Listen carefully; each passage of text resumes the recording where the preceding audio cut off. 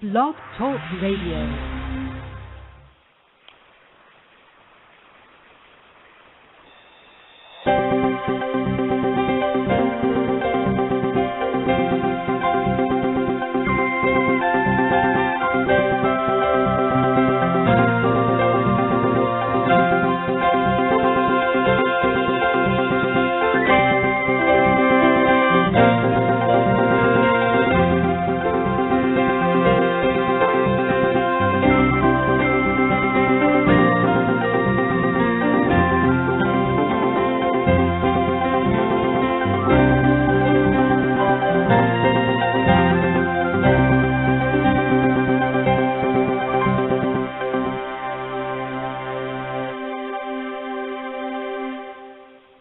Well, hello and welcome to this very special edition of the KevCast. I am your host, Kevin Thompson. Thank you for joining us for yet another week of this podcast. And we're talking about the Jerry Sandusky trial, which is still going on. But right now, as we're talking, things are starting to wrap up, at least for the prosecution. But the bigger issue we want to talk about is sexual abuse, which is a devastating topic that we don't even really want to talk about too much in polite company. But unfortunately, it's really affected all institutions. We're not just talking about the Second Mile charity run by Sandusky, but even in our own churches. And we know about the Catholic Church scandals, but even in my background, my circles, independent Baptists, circles, we have the situation with Bob Gray, and we had the situation with Tina Anderson up in New Hampshire. This is a subject that needs to be exposed, that needs to be talked about, and we're going to talk about that right now. Our guest is Michael Reagan, who was very kind enough to give us some of his time, so we're going to air that interview right now. This is not a live interview, so you will not be able to call in and talk with Michael Reagan. However, if you do want to leave some comments, the chat room is now open, or you can email me directly at kevin@kevinjthompson.info. So here we are, our interview with Michael Reagan. On the phone with us today is a well-known conservative author, advisor, activist, talk show host. Unlike most guests on our program, he is coming to us fresh off of an interview from CNN with Piers Morgan. He's the son of former President Ronald Reagan. We are honored today to welcome Michael Reagan to the podcast. Michael, welcome to our program. Well, good to be with you. Thank you, Kevin. Well, today we're going to be talking about the Jerry Sandusky trial. Everyone's talking about it as we're recording this interview. It's a tragic tale of an assistant coach there at Penn State who has been accused of sexually molesting many different children who had been entrusted to his care through his charitable organization. Michael, tell us, what was your first reaction when the story broke? My first reaction was for the children and wanting to hear from the children, because I relate so much to that, Kevin, because I don't know how much you know about my life, but when I was 8 years old, I went through sexual abuse because of a day camp counselor. Somebody that my mother had put me in, into after school camp. I would go to learn to play football and baseball and trampoline and all kinds of things. And she didn't know that the man was a pedophile, but for a year of my life, I was in that same position as those young kids in Second Mile, being under the guise of Jerry Sandusky. So I wanted to really hear from the kids, because it's all too familiar to us children who have had to live through sexual abuse, of everybody always loving and liking the people who abuse us. I mean, have you heard anything about Jerry Sandusky from anyone who didn't say, gosh, he's such a great guy, he's got a heart of gold, he's wonderful. And the kids are going, but I know all the secrets. I'm the kid he was abusing and what have you. So I wanted to really hear from the children, and of course, listening to testimony. It also rings so much like, what happened to me and what's happened to thousands and thousands of other children, in the world that we live in today. And that's really where I want to focus for this program, because whether Sandusky is going to be found guilty or innocent, what the evidence will be, I'm not sure. But as you just said, there are thousands upon thousands of children right now who are in that same predicament. And so, Mike, maybe you could tell us, what do you think these people who are coming forward now, and you had to go through this, as you just said, this difficult tale of coming forward even years after the event. First off, why would someone, because I can hear people in the audience thinking, well, if this were the case, if this were all true, why didn't they come forward before? Why didn't You're scared to death. You are scared to death. When somebody sexually abuses you, they take away your soul. Think about that. They take away your very soul. And it's always your secret. And we as adults always have a tendency to in fact, believe the adult over the child. And so, first of all, an 8-year-old child, their vocabulary doesn't include molestation. Right. That's not part of your vocabulary. And normally those who abuse put themselves in positions to be with children who have troubles of their own. Hey, I was adopted at 3 days of age. My parents were divorced at 3 years of age. So I'm living with a single mother. I'm being put into boarding schools. I'm not spending time with my father. I was a kid perfectly set up for Jerry Sandusky, or in my case, a man by the name of Don Havlick, to come into my life and say, hey, I'm going to be your friend. I'm going to be your buddy. I'm going to be everything to you that your parents don't have time to be to you.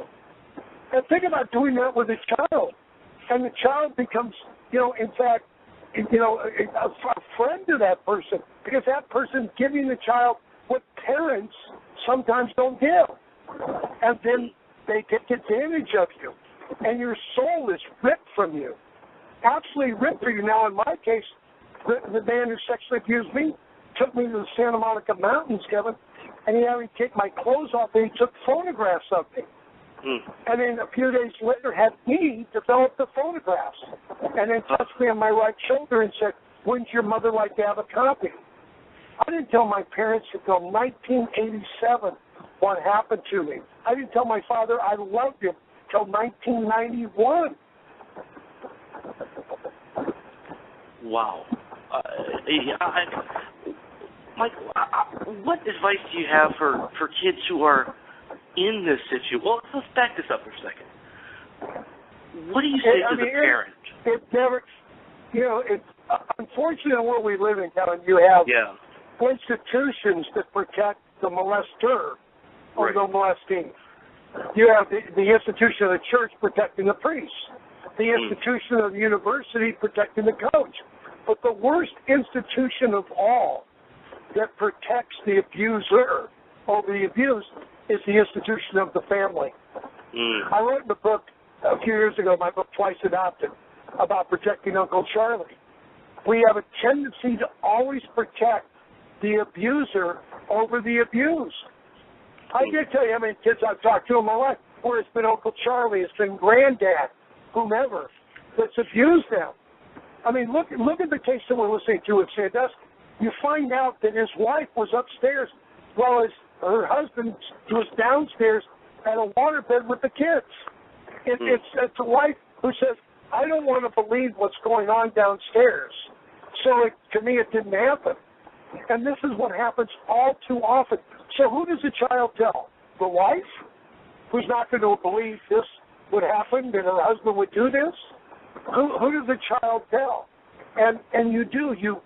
This is something you never outgrow, you never outlive. You compartmentalize it in your life, and you deal with it.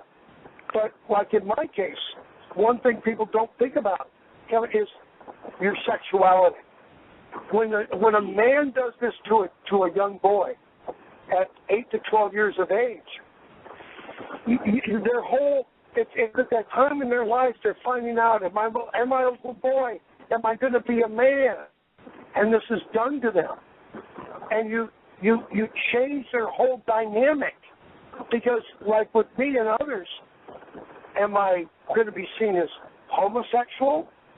Am I heterosexual? I don't want to ask somebody what I am and tell them what happened, because they may tell me that I'm homosexual. And so what I did as a child, when I turned 16 and could drive a car, I stole money out of my dad's wallet. And I would drive to downtown L.A. on Friday and Saturday night, and I would buy prostitutes. And I would do that either on a Friday or Saturday night almost every weekend, because I had to prove to myself that I was a heterosexual. But that was good for one weekend, because I was scared to death how society would in fact see me. What advice do you have for parents who've just maybe heard this from their child, that something may have happened? Because, as you said, sometimes parents want to believe adults. They know their kid has lied in the past about something else, whether it's stealing cookies from the cookie jar or whatever. How does a parent handle that? How should they handle that? You believe the child. You start with believing your own child. But it all starts, Kevin, not when it happens. It starts by having a relationship with your children, not allowing other people to raise your kids. Right. How many of us today use everything in the world to raise our children but ourselves? How many of us say, I love my child, or hug my child and show a caring for their child? How many do that and how many don't, and allow other people to do it instead of them? If I'm not raising my child, somebody else is going to do that. Somebody else is going to give my child the love that my child's looking for. And if you're going to have children, understand that child needs to be nurtured and loved by you, not by somebody else. So that's the beginning. But what you need to do is trust and believe in your child. I put a lot of stuff in my book twice about it. You can get it, at Amazon.com. But believe your child. Have a relationship, with your child, that they'll come to you and talk to you. And when they do, believe them. And that really is the root of the matter. Because as you mentioned, these kids with Sandusky are at-risk children already. Their parents may not even be in the picture. And if they had a loving family unit right there, perhaps a lot of this may not have happened. People trusted Sandusky's organization to be there for their kids. I'm going to give you a number that's going to shock you, but it's absolutely dead on. All right? If anything, it's low. But the average number of children that a child predator will abuse, the average number in their lifetimes is 117. Wow. 117. Now, here's another number. 60% of those children who have been abused will go on to abuse themselves. Incredible. It's horrific. It is. It's depraved. It's wicked. But that's our society. As you mentioned, we can't allow. That's what they do. Yeah. Predators. That's what they do. That's their thought process. They don't think. You've heard Sandusky. He doesn't think he's done anything wrong. Right. There's no. Sandusky doesn't get that. Blowing raspberries on a kid's stomach. What's wrong with that? We're just having fun. I don't do that with my kids. No. And as you kind of touched on this already, but this idea of not allowing others to raise your children would also include the church. Now, I'm a Christian school teacher. I appreciate. I'm a member of a local church. I love the local church, but their job, you have a great opportunity there for predators to come in, and I see parent after parent who just gives me their child, here, fix this child, and I don't want to know how. Talk about that a little bit. Even the church itself, a godly organization, there has to be some sort of accountability. Oh, no, I'm a Christian. You know that. My daughter teaches school in a Catholic school. The church just has their head in the sand. I mean, they really do. They have their head in the sand, And parents do too, by just saying, well, he's a priest or he works at a church, therefore everything's got to be wonderful. Let's use that as a babysitting service. I mean, there used to be people. I was talking to my wife last night. People in California used to go down, not many years ago, they used to go buy a year pass at Disneyland. A year pass. And when their kids were out of school for whatever reason, and they had other things to do, they figured it was cheaper to just drop their child off at Disneyland for the day and pick them up when Disneyland closed than hiring a babysitter. I mean, Disney finally figured that out and said, well, this is going to stop because they were finding all these kids wandering around with no parents because the parents were using Disneyland as a babysitting service. I mean, we are collectively nuts. Right. What we are doing. Collectively, absolutely nuts. And we better figure this out because, just another number. 300,000 children a year are taken out of their homes in the middle of the night because of neglect and abuse in America. Incredible. I don't even know what to say to a statistic like that. 300,000 and 20%. When a pastor gets up on Sunday morning to preach the gospel, and they're looking out at their congregation, 20% of those people, 1 out of every 4 girls, 1 out of every 6 boys, and it's closer to parity. It's closer to 2 for 8. So figure 20% of those in the congregation are either right at that point being abused or, in fact, have been abused. And the church is doing nothing to alleviate that, nothing to embrace that. So what can the church do? What are some of the signs that people can see? These may be indications that this child is being abused, this child is going through something he may not even want to talk about. A child is going to be turned off to going certain places. A child is going to be withdrawn, into their room. They're not going to be as communicative as they might not have been, as they might have been before. They may, when you touch them, they may kind of freak out. Just those things, their schoolwork. I went through 5th grade twice. I went through junior year in high school twice. I didn't want to succeed. I didn't feel I deserved to succeed because I felt that I had been ruined. When I go speak at churches, and I do that on occasion quite a bit, my opening line at the church is, how many people in this room right now believe God hates them? How many people believe they hate God? How many people believe they're going to hell? Think of an 8-year-old child who honestly believes that they're going to hell, and they have no chance to go anyplace else because what they have done. Because children do not see it as something you've done to them. They see it as something they've been involved in. So, Michael, and they're made to feel that way. Let's take it from the opposite side. What do you say to the child or even the adult who is still suffering from this? Because you came out and admitted to all of this years later, and now you have a very visible advocate for these children who don't have a voice. What do you tell these kids who are struggling with the ramifications or even maybe going through this now and just not sure what even to do? Well, Child Help USA is there. They can call 1-800-4, that's the number 4, for a child. 1-800-4-CHILD. They can help. There's places like that can do that and help out. It is horrific. But the parents have to be understanding. And something else the church needs to do? Can I go back to me buying hookers? Absolutely. Think of an 8-year-old child, 9-year-old child who's sexually been abused. But you don't know you've been sexually abused. That's not the word you use. You don't know that. You know something's terribly wrong, but you can't put a word to it. nothing to it, and everybody likes the guy who just abused you. Everybody loves it. Like your mother gives it to him every other day.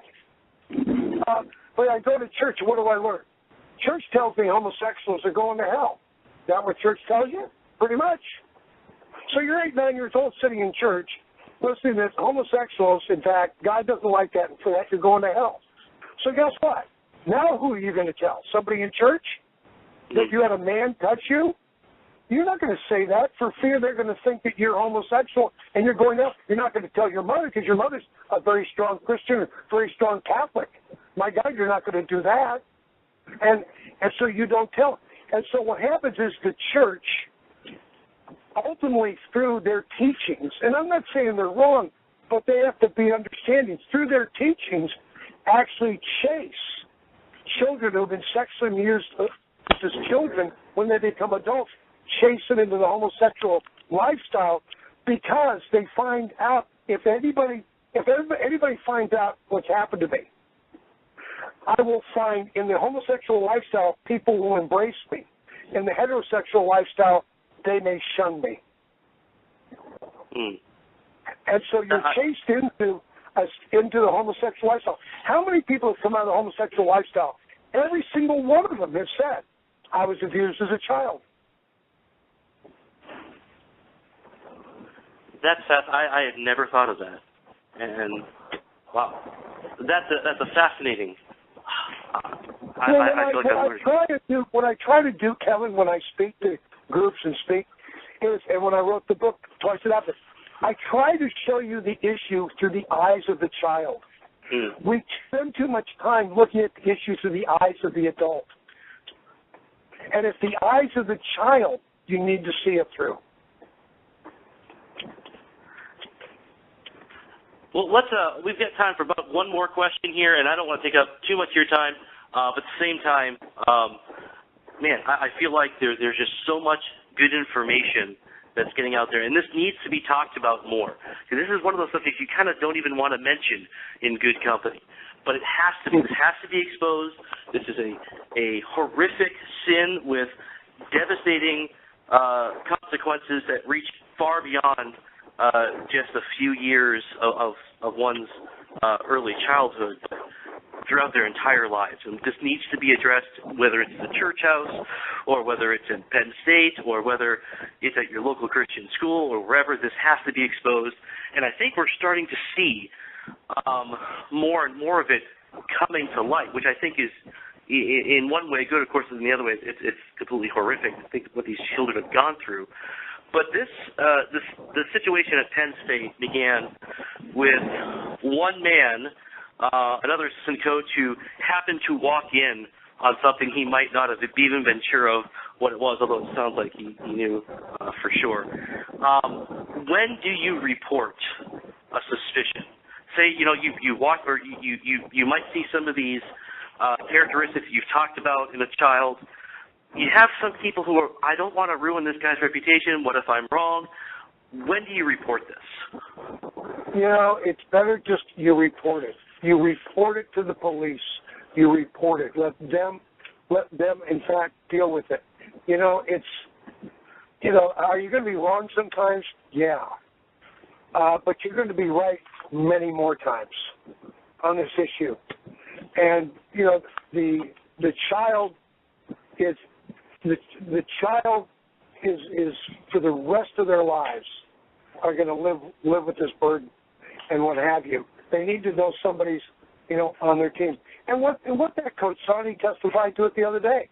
I mean, skin on skin. I mean, what he saw. I mean, I think what happened to him is he was so in shock of what I think I'm seeing with Jerry. I mean, how do you actually do go? He probably went into shock. And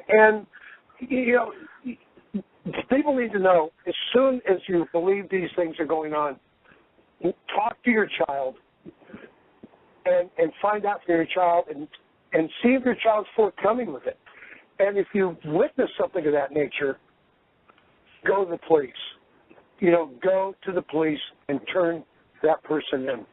Or you can do what the guy did in Texas the other day when he saw his daughter being abused. Just take it in your own hands. But it's something that people need to understand. You can't, killing a child is better, from a child's position, dead is better than what happened to me, because then it's over.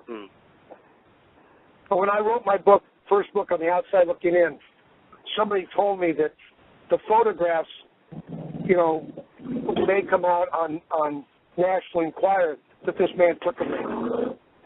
And I wrote in the book that if those photographs showed up before I told my story, that I wouldn't be alive to be interviewed about my book. I would have committed suicide. What happens is we become alcoholics, we become suicidal, we become drug. I'd rather you see me as a drug addict. I'd rather have you see me as an alcoholic.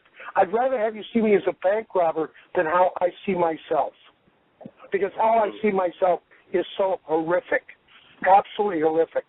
And so many of us turn into being drunks, turn into being drug addicts, turn into being, what you consider a terrible person. But to us, I'd much rather be that than what I know I am. So I think one of the lessons to be learned here, you've got to say something, whether you're suspicious about something or whether you have gone through that abuse yourself. You can't handle this on your own. This is not something that you can just take care of or push away out of your mind. You got to speak up and you got to get some help. Is that a fair assessment? Absolutely right. Absolutely. I mean, I wrote a story in my book twice about this, if I got a moment here, where you had a guy who was head of a sex crimes unit in Los Angeles. All right? He was head of the sex crimes unit. His brother was a scholastic at a Catholic school. His brother, Jerry, molested every member of his brother's family. The scholastic, in fact, molested every member of the family of the man who was head of the sex crimes unit in Los Angeles. This is years ago. I mean, and the man who was head of the sex crimes unit protected his brother, who's now a retired priest at Los Gatos. I mean, children, the only people who can protect children is us. Right. Let's start doing that. Absolutely. Well, Michael Reagan, thank you so much for taking the time out of your busy schedule to talk about this and just bring this topic into light where we can all be exposed and see it for what it is and act. So thank you very much for your voice and for your time. I thank you, too. And just tell your audience, if you want to have me on to do just a Q&A from the audience on this anytime, let me know and I'll do it, and we'll have it done. Sure. Thank you. And we'll have the link to your books up on our website. So check the website, check the blog. We'll have all the links. We'll have the phone number we gave out as well. Thank you again for joining us. Thank you, Kevin. Well, and I want to thank all of you for listening. I hope you were a little shocked by what you heard. I hope you were so shocked that you want to do something about this. We have to keep talking about it, folks. We have to keep this on the front burner. Children are being abused, their lives are being ruined, and so many of us want to cover it up, especially in the church. I remember sitting in Bible college classes listening to how to avoid lawsuits from children claiming to be abused. It's time we actually did some self-examination and stopped covering for people on this issue. But okay, we are out of time already this week. I want to, again, thank you all for listening. Thank you for those of you who were in the chat room. I hope you come back again. We'll have another program. We won't have another program next week, but the week after that, we'll be back. Don't forget to check out the blog at www.kevinjthompson.com.